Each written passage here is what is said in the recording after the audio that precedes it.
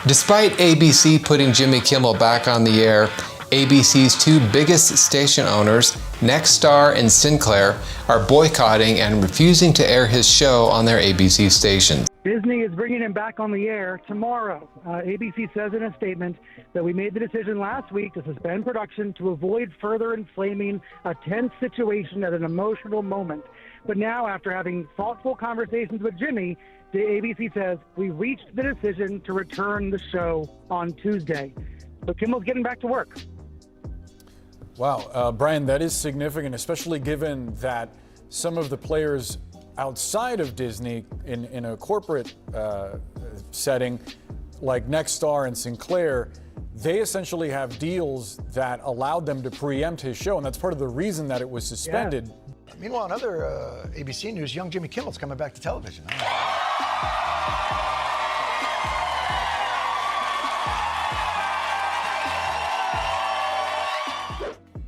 Jon Stewart, Stephen Colbert, and Seth Meyers are celebrating Jimmy Kimmel's return to TV. On September 22nd, the Walt Disney Company announced in a statement that after having thoughtful conversations with Jimmy, the decision was reached to bring back Jimmy Kimmel Live on Tuesday, following the show's suspension over comments the comedian made about the man accused of fatally shooting Charlie Kirk. Do we know how they might react to this? We don't, and that becomes the big question now. Will these local station affiliates choose to air Jimmy Kimmel Live, or will they continue to protest the comedian even though the network is bringing him back nationwide? ABC does gently chastise Kimmel in this statement. The statement says, quote, "The decision to suspend him, we made it because we felt some of the comments were ill-timed and thus insensitive." So they're very gently saying they disagreed with Kimmel last week, but obviously they're bringing him back as of tomorrow. Did y'all really think we weren't going to talk about Jimmy Kimmel? I support Jimmy Kimmel. Someone's got to step up. Enough. We're not going to bow. I think Jimmy Kimmel's terrible. You know what suspended him? His talent. You know what else? His ratings.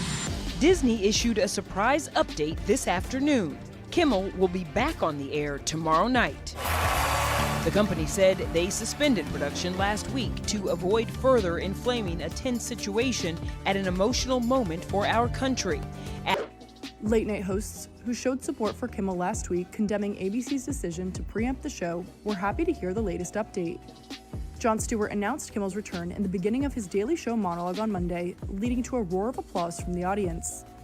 Meanwhile, in other ABC news, young Jimmy Kimmel's coming back to television.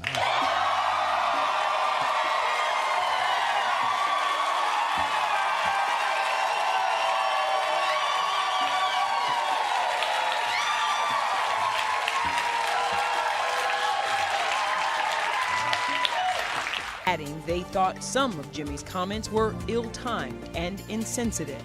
This morning, before the news broke, The View broke its silence on the suspension drama. No one silences us. Both shows share the same network, ABC, and parent company, Disney. The government cannot apply pressure to force someone to be silenced. Jimmy Kimmel just did what nobody thought possible. He turned a blackout into a breakout. Despite Nexstar and Sinclair, the two biggest ABC station owners in the country, refusing to air his show in nearly 70 markets, Kimmel's return episode still pulled in more than 6.3 million viewers. That's his strongest audience in over a decade, and it happened while nearly a quarter of ABC households couldn't even see the show. And that's where the real story begins, because Nexstar, led by Perry Sook, and Sinclair, under Christopher Ripley, weren't just trying to punish a late-night host. They were protecting billion-dollar deals. Nexstar has a $6.2 billion Tegna merger on the line. Sinclair is still navigating FCC scrutiny after years of controversy. Both companies made the same calculation: pull Kimmel, prove loyalty to regulators, and keep their corporate empires intact. But instead of weakening him, the blackout backfired. Kimmel's monologue went viral, trending under both #CancelKimmel and #FreeSpeech, racking up millions of views across streaming and social platforms. Advertisers that pulled out of Nexstar and Sinclair stations kept buying national spots, and the cultural conversation shifted from whether his joke went too far to whether corporate America was giving regulators the keys to decide what Americans can watch. That's why critics are calling this the most important moment for free speech on television since the fairness doctrine debates of the 1980s. Earlier, the ACLU announced 400 celebrities, including Jennifer Aniston, Tom Hanks, and Meryl Streep, had signed an open letter condemning Kimmel's suspension.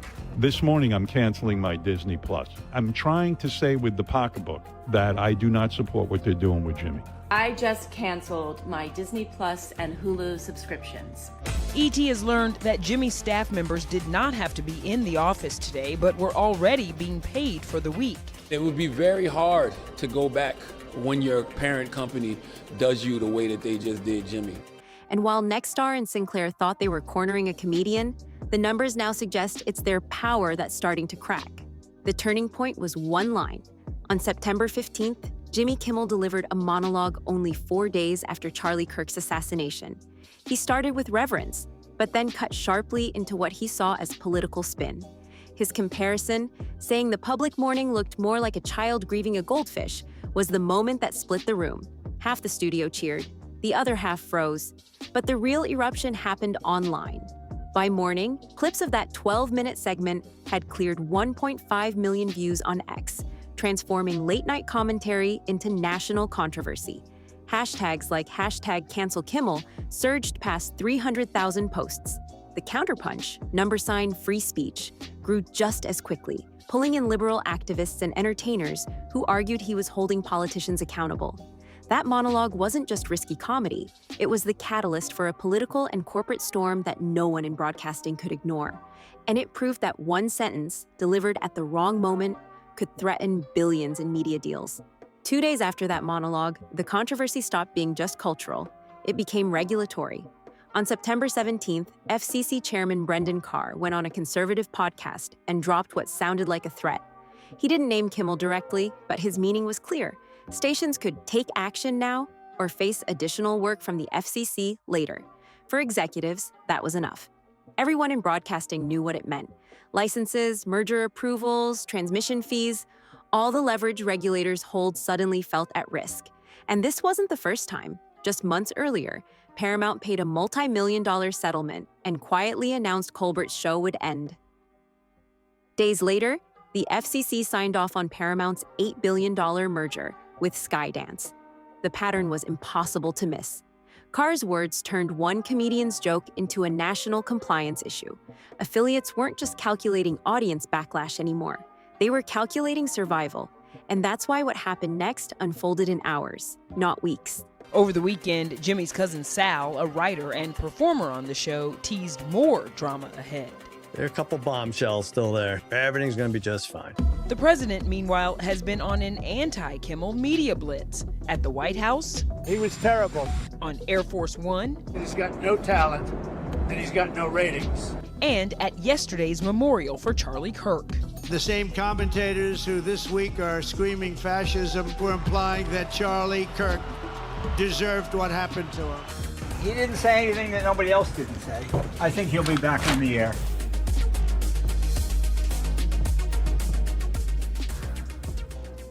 The reaction from corporate America was almost immediate. Within 6 hours of Carr's comments, Nexstar made its move. Perry Sook, running the largest station group in the country, pulled Jimmy Kimmel Live from 32 ABC affiliates. The timing wasn't random. Nexstar was deep into a $6.2 billion Tegna merger, already over the FCC's household reach cap, and the company needed regulators on its side. Then came Sinclair.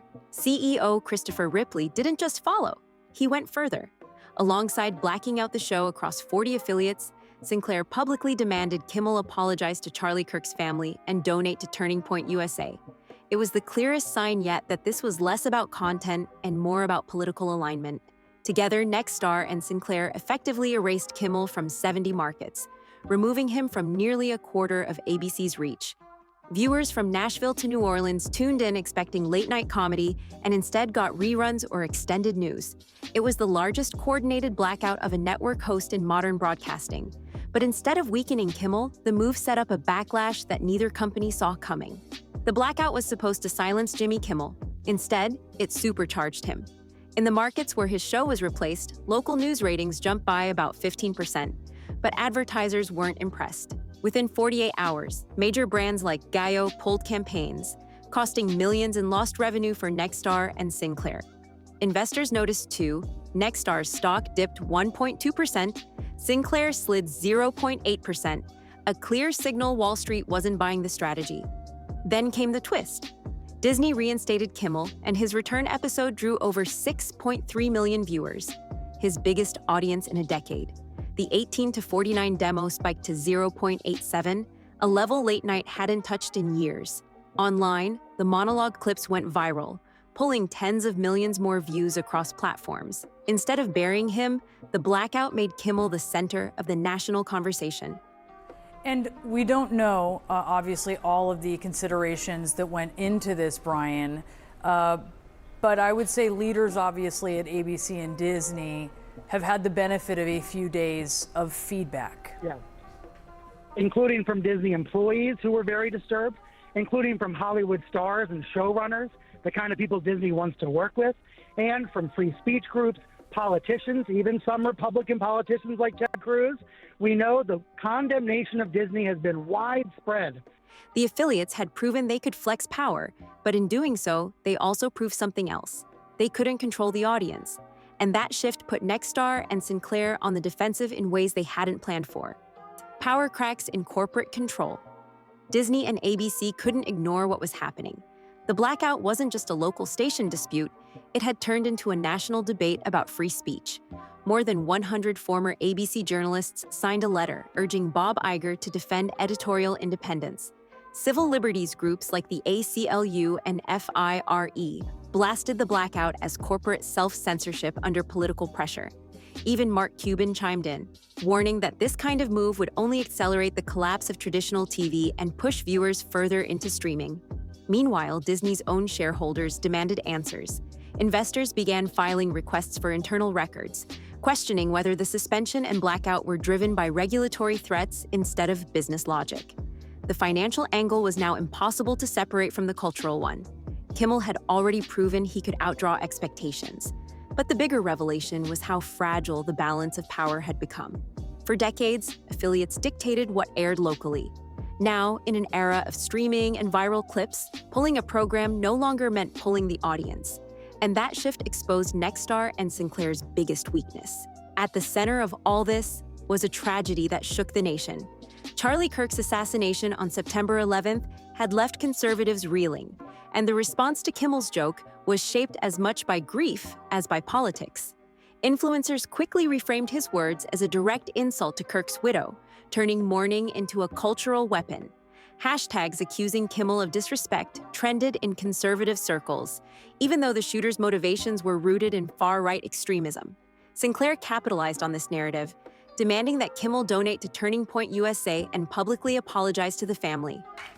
The comedian then poked fun at the boycott campaign against Disney. I want to say this seriously. That campaign that you all launched, pretending that you were going to cancel Hulu, while secretly racing through 4 seasons of Only Murders in the Building. That really worked. Congratulations. Wasn't it interesting to try and figure out all the tentacles Disney has in your daily life? It's one thing to swear off cruises, but the Avengers? Nah. That demand wasn't about reconciliation. It was about control. By tying Kimmel's fate to Kirk's memory, affiliates created a moral argument that made blacking him out look like protecting a grieving family, not corporate maneuvering. But that strategy carried risk. As the days passed, more voices pointed out the contradiction, silencing a comedian in the name of grief while sidestepping the actual extremist motives behind Kirk's death. And that realization shifted the conversation. The blackout was no longer just about taste or timing. It was about whether grief had been weaponized to justify silencing dissent. Step back from the noise, and the irony is hard to miss. Nexstar and Sinclair pulled Jimmy Kimmel off nearly a quarter of ABC's affiliates, believing they were protecting billion-dollar mergers and political relationships. But instead of diminishing him, the blackout amplified him. His return drew the biggest audience he's seen in 10 years. His monologue clips exploded online, and the debate around his words shifted from whether he crossed a line to whether corporate America was crossing one of its own. The real lesson? Affiliate power isn't what it used to be.